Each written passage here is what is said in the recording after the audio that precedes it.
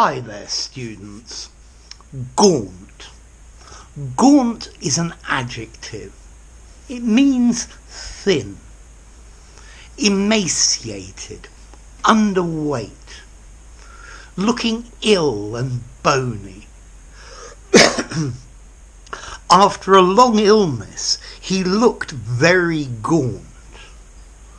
There had been a long drought in the country, and the wild animals were very gaunt. Gaunt, scraggy, scrawny, skinny. He was gaunt and haggard after a long journey. Okay, so this word gaunt, it means thin, having lost a lot of weight, particularly over a period of time. We can also use gaunt to mean bleak, desolate, depressing. So a gaunt grey house stood alone on the hill. The gaunt landscape of the frozen Arctic. Our prospects for the future seem very gaunt. So you can use it like that, meaning not alone, not accompanied, depressing, dark. But we use this word gaunt principally to describe a person or an animal that looks very thin. They look starving. They're all skin and bones. They're emaciated, especially the face. There were gaunt children begging for money. Okay, so if somebody looks gaunt, you're saying they look thin, they don't look very well, there's something wrong with them, they feel ill. You could probably use it figuratively as well, as in our budget is very gaunt this year, very thin, very small.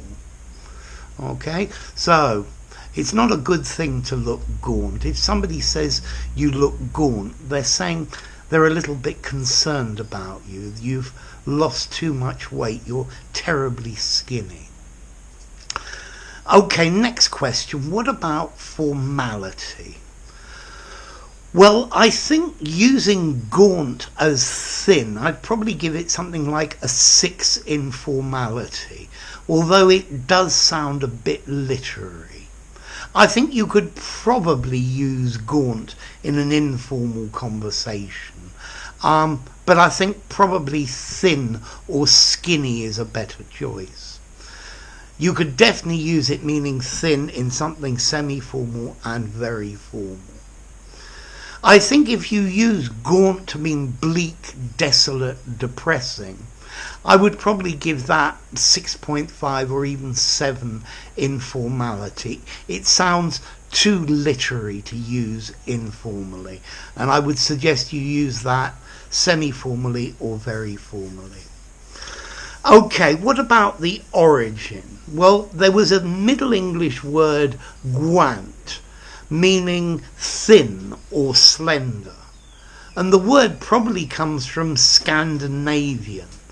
There was an Old Norse word, gandra, a magic stick or staff, and I think it's come through Proto-Indo-European and Proto-Germanic. So, gaunt, thin, underweight, emaciated, skinny, not well. Okay, so there you go. If you enjoyed the video, give it a rating, subscribe to my channel, and I'll see you soon. Bye for now. Gaunt.